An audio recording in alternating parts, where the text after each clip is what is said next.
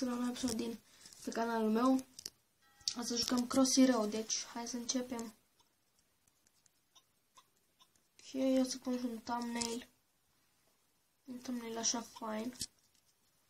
Wow. Așa, așa. Oh, nu, fuck. Încercăm o dată.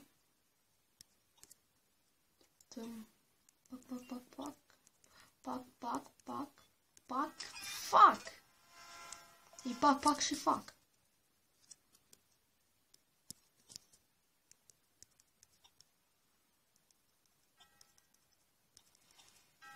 Nu.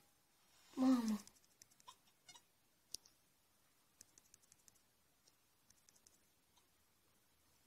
Hai. Poți, Bogdan.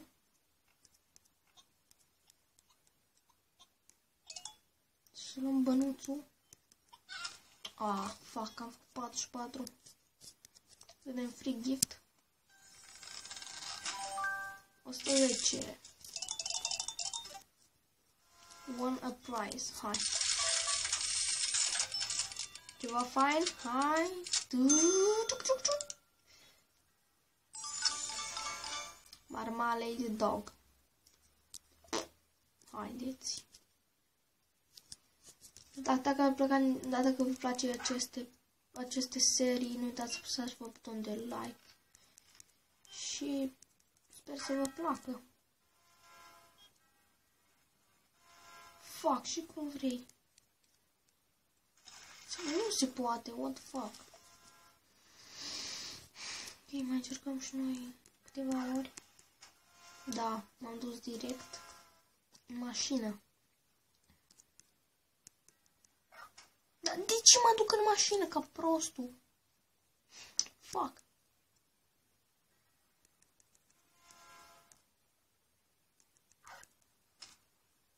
Are you fucking kidding me? Bă, nu-ți bun deloc la Crossy Road. Mă joc din apăs eu așa în continuu.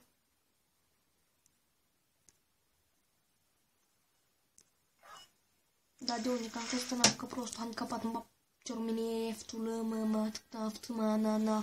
na. Fuck. Fuck you! Mai încercăm o dată, ultima oară. Wow, pe măta.